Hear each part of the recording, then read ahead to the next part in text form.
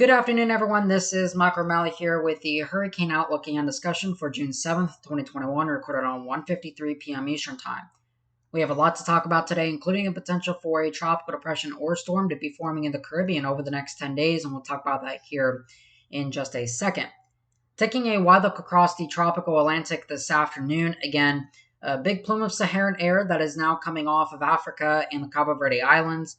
This will be traversing over the main development region, keeping activity very limited as a suppressed phase of the Madden-Julian Oscillation is around as well. And this dry Saharan air will be moving to the Lesser Antilles over the next several days. So folks, be ready for that. Of course, that can provide some health problems, of course, for people who have a hard time breathing. There is also strong upper-level winds cutting across the Caribbean right now. However, this pattern is likely to change over the next several weeks as reduced vertical wind shear and lower than normal pressure set up across this area. And we'll be watching somewhere in this vicinity for tropical cyclone development over the next 5 days. We can see here that we already have a clustering of convection that is located near Central America right now on the eastern Pacific side. And this will be kind of developing over the next several days and what could become a tropical cyclone, tropical depression, or storm that moves up and into Central America and close to the Yucatan over the next several days. And it's also possible that we get development on the Atlantic side in the Caribbean that tries to move into Central America. So a very complex setup, and we'll talk about that here in a moment. Looking here at actual sea surface temperatures updated as of yesterday, June 6th. Again, not really monitoring a whole lot of change. Again, you notice that there is a large plume of 27 Celsius waters and cooler up here closer towards the shallower shelf waters. And this is something to kind of take note of, that yes, there is cooler waters out across this region, actually just a tad bit below the long-term average. But even these temperatures, you can start to see some of these are, roughly about 26 degrees Celsius. You really need about 26.5 for tropical cyclone development. And you can kind of see that it only goes down to about 25.6 degrees. So just under that threshold. Now, again, these are up towards the shelf waters here. And yes, this would, have some hindering effects on tropical cyclones. But as I've stressed over the last several days, you've got a large plume of very warm water sitting anywhere from about 27 degrees north southward. This is basically where all the warm water and deep water content, the energy for these tropical cyclones to feed off on, that's basically where everything is at the moment. And of course, right along the Florida Peninsula as well, in the Big Bend region, you've got about 28 to just about 29 Celsius. Now, where we're watching for development over the next several days is just off the screen down here. The water temperatures in this region sitting about 28 Celsius, and the Bay of Campeche sitting roughly about 29 to 30 Celsius, even some pockets of 31 Celsius right there off the western part of the Yucatan Peninsula, and some near 30 Celsius there off the tip of Cuba there. So certainly the water temperatures are warming across the area, but that's not the most important thing at the moment. The most important thing is the upper ocean heat content values. Again, this updated as of this morning. What we're looking at, for people who are generally unfamiliar with this is basically tropical cyclone heat potential. And the further you go, anywhere from these lighter blue colors onwards towards the right of the scale, this is where you start, especially in these yellows, oranges, and reds. This is basically where you pick up your higher upper ocean heat content, your higher potential for tropical cyclone maintenance, basically, and formation. It does help with formation. But basically, as tropical cyclones go over water, they upwell cooler water. And if you have a lot of heat content, which is what these darker, these kind of warmer colors represent, this basically represents that the tropical storm, depression, hurricane, whatever, would only continue to upwell warm water. So it's not going to upwell cool water and choke itself off. Basically, the best way of describing it. And where we're really watching over the next several days is going to be this area and eventually this area as a whole. And you can notice that down here, yeah, there is some pretty significant upper ocean heat content values, not as deep and not as prevalent out here as you see in the Caribbean and kind of off the tip of the Yucatan and Cuba there, and especially the Central Gulf, but these numbers aren't significantly low, and they would promote, a modest tropical cyclone to be moving across that area. And even out here near the Bay of Campeche, the upper ocean heat content values are still pretty substantial at the time, and they do suggest that yes, development, if anything, would be, it would be festered by those, upper ocean heat content values. And even out here, that notice that warm tongue, this warm tongue right through here where we've been watching for these warm waters. Well, you notice how this is prevalent in the upper ocean heat content. It's reflected in there, part of the Gulf Stream. And you can kind of see where that Gulf Stream actually is, this tongue of deeper upper ocean heat content all the way out here. This is basically where we have high heat content. And again, the Gulf Stream is a current, it's a consistently moving current of warm water. And it originates actually in the Caribbean and kind of snakes around. But you definitely notice that this is the biggest supply right here. So, if you get a fast-moving cyclone to move through that, or even a cyclone to sit kind of over top of that, you're definitely looking at the potential for intensification. So it's just kind of worth monitoring over the next several days. Given the fact here that the National Hurricane Center has indeed highlighted an area in the Atlantic Basin for the potential of development over the next 5 days, not a very high chance, only about a 20% over the next 5 days. But it is an area that we've been talking about down here in the Caribbean. And again, it's closer, down there towards Honduras and Costa Rica and Panama. And again, this is the area of disturbed weather that could develop, this very small area. Now, we will likely see another area be highlighted somewhere out in here as we go in time. And that's because this is likely to be a very complex setup. And we'll get to that here in a moment. But so far, this is the only area that's been highlighted in the Atlantic side of everything. And on the Eastern Pacific side, this area of disturbed weather having a 40% chance of development over the next 5 days. And again, this is mainly the area where we're focused on development chances so far in the Eastern Pacific. And remember that we can get storms that end up crossing over basins and regenerate over here in the Gulf of Mexico. And that seems like it is something that could try to happen over the next several days, which we'll talk about here right now. This is the GFS forecast, the 12Z run valid as of 2 p.m. this afternoon. Again, what we're watching right here, this is the 150 millibar vorticity, the spin in the atmosphere about 5,000 feet off the ground. The higher you go in the scale up here, the darker, warmer colors, this represents higher cyclonic spin. Basically, right now, we're watching a very big Bermuda high right here. This is Bermuda. This is the Azore Islands out here. This is the Canary Islands. And that's the Cabo Verde Islands, just to get your bearing straight. So again, really what we're watching, you can kind of see this large area of some cyclonic spin in the atmosphere down here. And this is actually Invest Area 92E in the Eastern Pacific, which isn't really any threat over the next couple of days to land. But what we'll notice is that if we run this forward, you can kind of see that we get an area of low pressure. This is about by Wednesday. And then eventually it's possible that we actually do get an area of circulation to develop over top here, closer to Central America by Thursday or Friday. And you notice now that the GFS has backed off on the idea of a hurricane impacting Central America over the next couple of days. The GFS has kind of backed off on that idea. If we go back several forecast runs, this was the 12Z run as of yesterday, and you notice that it did have a strong tropical storm or low-end hurricane, and the GFS has now really backed off of that idea. It's consistently been backing off of that idea, and we've seen that within the euro. This is basically caving to the euro solution, which we'll show here in a moment. But again, the GFS forecast does have this area of cyclonic vorticity developing in the Eastern Pacific and a secondary area developing over the Caribbean. And again, none of these really managed to get going, not really seeing anything in either way.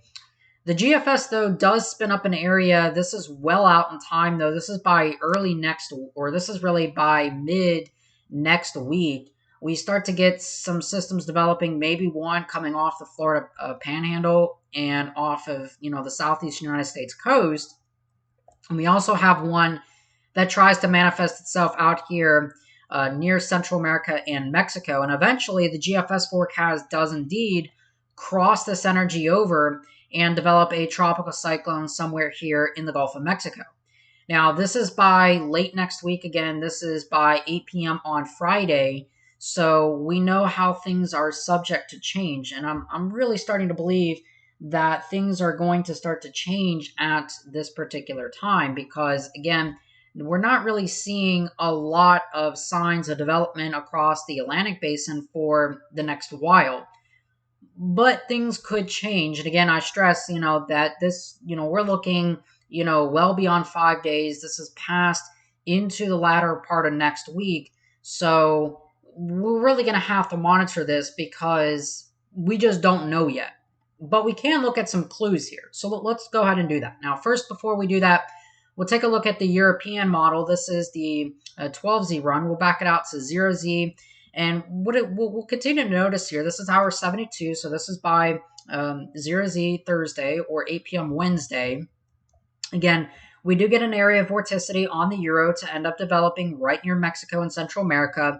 And that energy does then eventually, yes, cross into the Gulf of Mexico. And again, water temperatures in this region, if we go back here, water temperatures within this region, 29, 30 Celsius, definitely warm enough. Upper ocean heat content values, definitely substantial and would definitely sustain a tropical cyclone.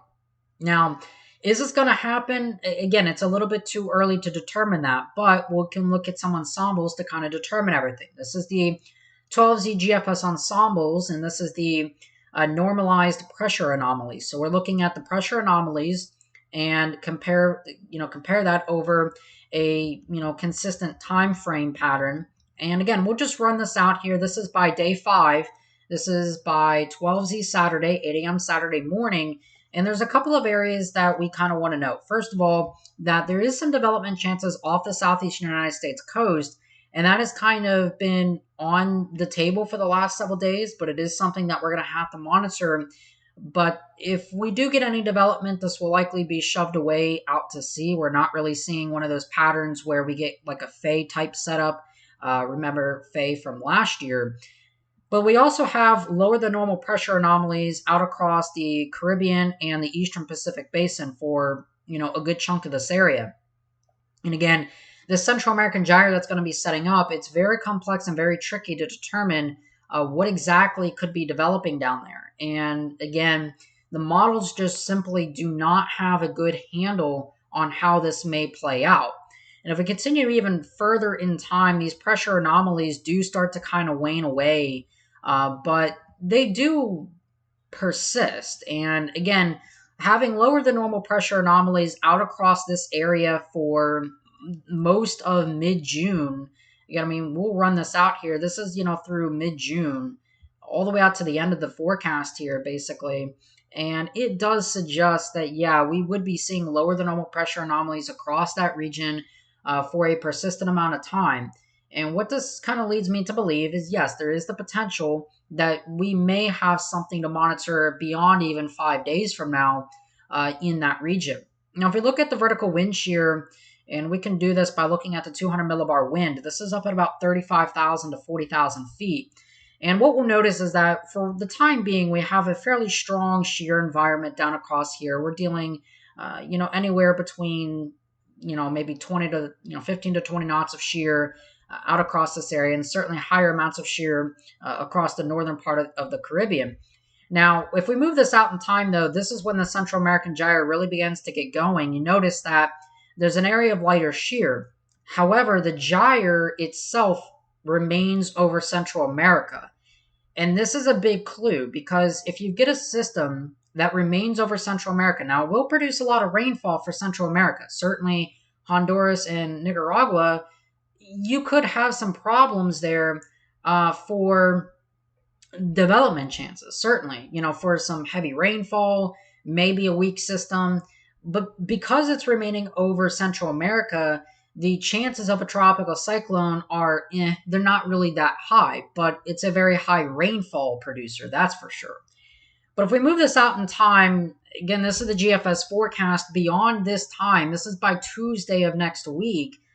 And this is when we'll have to watch. And I believe this is probably when the greatest development chances occur in the southern Gulf of Mexico. We've got an upper-level anticyclone on the GFS ensembles that end up developing out here in the Bay of Campeche. Given that we have a fairly decent shear environment with almost no wind shear, and if we look at the precipitable water, you notice that there is a fairly high amount of precipitable water in this area, and there's not a lot of dry air to contend with. And again, just looking at all of this, this definitely suggests, hey, we may have something given the fact that we have a pretty decent amount of precipitable water in that area. Now, again, just kind of looking at everything, the 200 millibar wind, we'll kind of jump back to that. Again, not really a lot of shear across this area, and that's when I think development chances would be at its highest. Eventually, though, the Central American gyre and this associated upper level favorability here moves back over Mexico, and that's when you really start to lose the potential for development chances. And again, most of the western part of the Atlantic is basically going to be shut down. You can see very strong upper level winds cutting across here all the way out to basically mid-June. So we're likely not to see anything here. Fairly strong upper level winds here. Not really seeing much of any favorability over the next several days. But this will be our one window, and then maybe again potential for upcoming favorability once again down there. But that's pretty far down the road. Now, the ensemble mean sea level pressures will kind of run this back. This is 5 days from now. A large clustering of those end up down here near Central America and Mexico. But as we progress in time, you'll notice that we do get a pattern that becomes apparent in the GFS ensembles, which is you notice that it actually does end up developing a clustering of development down here in the Caribbean or Southern Gulf of Mexico. And if we kind of even run this forward in time, you'll notice that we do have generally lower than normal pressure anomalies out across this area. And the GFS has been somewhat consistent with this, but it's been wishy-washy. Now, again, we're not really seeing the potential of this becoming anything major, at least as of right now. But we'll just have to monitor to see how things go. And again, that's the most important thing. Now, real quickly, the European ensembles, we'll just kind of see how that compares. This is the 0Z run of the Euro. And again, the European ensembles generally agree.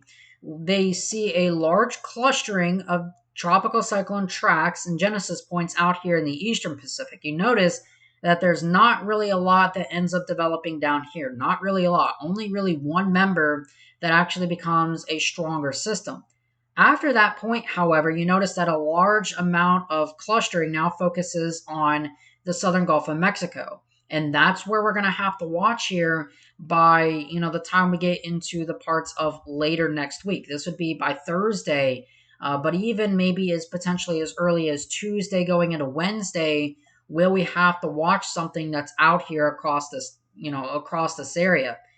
So there's definitely some spread. Again, the Euro ensembles aren't really going for a bullish area out here. They're more so focusing on this area out here, where the GFS ensembles are mainly focusing on this area out here and not so much this area. But this whole area remains with a lower than normal pressure anomaly over that time frame. And if we just kind of run this, back to the MSLP anomalies, again, you can see this area has been consistently below average for the last several runs. I mean, this goes all the way back to June 4th.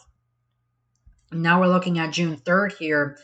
But these pressure anomalies have been consistent for several days now. Several days of below average pressures. Now, you can see that it's not really that strong out here. It's, it's waxed and it's waned, and that's going to happen. But generally speaking, lower than normal pressure anomalies is what we're looking for. And that's the sign that we may have something just on the horizon.